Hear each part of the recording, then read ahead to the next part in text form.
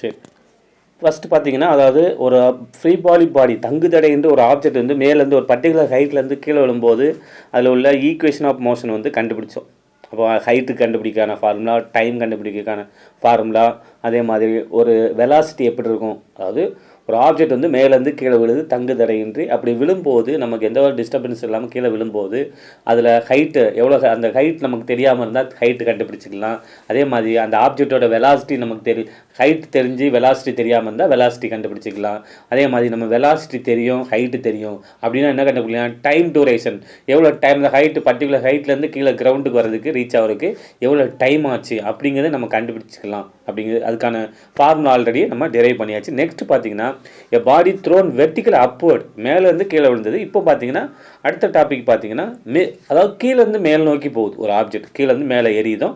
அப்படி எரியும் போது அதில் வெலாசிட்டியாக கண்டுபிடிக்கான ஃபார்முலா எப்படி இருக்கும், டைம் டேக்கன் எப்படி இருக்கும், நெக்ஸ்ட்டு டிஸ்பிளேஸ்மெண்ட் எப்படி இருக்கும் அப்படிங்கிறதுக்கான ஃபார்முலா தான் இப்போ கண்டுபிடிக்க போகிறோம். பாருங்கள், consider object of mass thrown vertically upward with the initial velocity u. Let us neglect the air friction. In this case, we choose the vertical direction as positive y.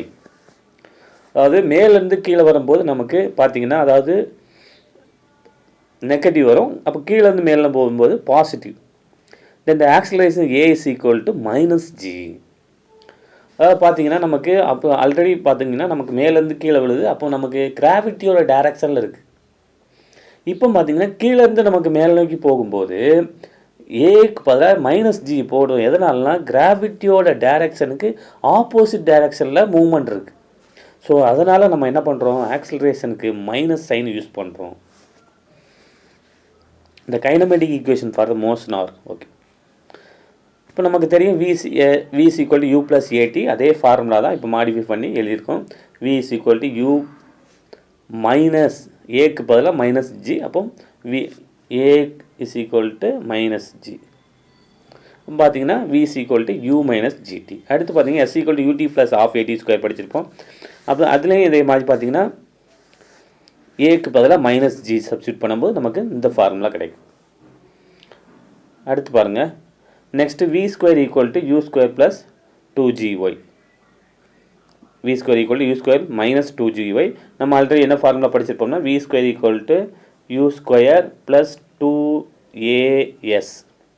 இப்போ எஸ்ங்கிற displacement, இந்த இடத்துல நம்ம ஒய்ங்கிறத use பண்ணியிருக்கோம். அடுத்து பார்க்கணும் ஏக்கு பதிலாக -g. ஏன்னா மேலேருந்து, அதாவது கீழேருந்து மேல் நோக்கி போகும்போது என்ன ஆகுதுன்னா நமக்கு கிராவிட்டி டவுன்வர்ட் டைரெக்ஷன்லாம், ஆனால் ஆப்ஜெக்ட் வந்து அப்வர்ட் டைரெக்ஷனில் மூவ் ஆகுது. ஸோ அதுக்கு அப்போ கிராவிட்டியோட ஆப்போசிட் டைரெக்ஷன்னால நமக்கு மைனஸ் வந்து யூஸ் பண்ணிக்கலாம். ஓகே, அப்போ நமக்கு வெலாசிட்டி கண்டுபிடிக்கலாம், டிஸ்பிளேஸ்மெண்ட் கண்டுபிடிக்கலாம், next square of the velocity கண்டுபிடிக்கலாம். ஓகே,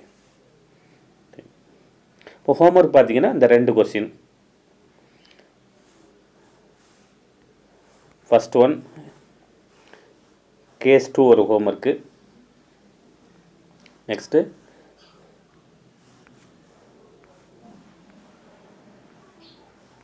கேஸ் 1ல் பார்த்தோம். கேஸ் 1ல் எ பாடி ஃபாலிங் ஃப்ரம் எ ஹைட். இந்த 2 தான் இன்றைக்கி உள்ள ஹோம்ஒர்க்கு. Okay, thank you.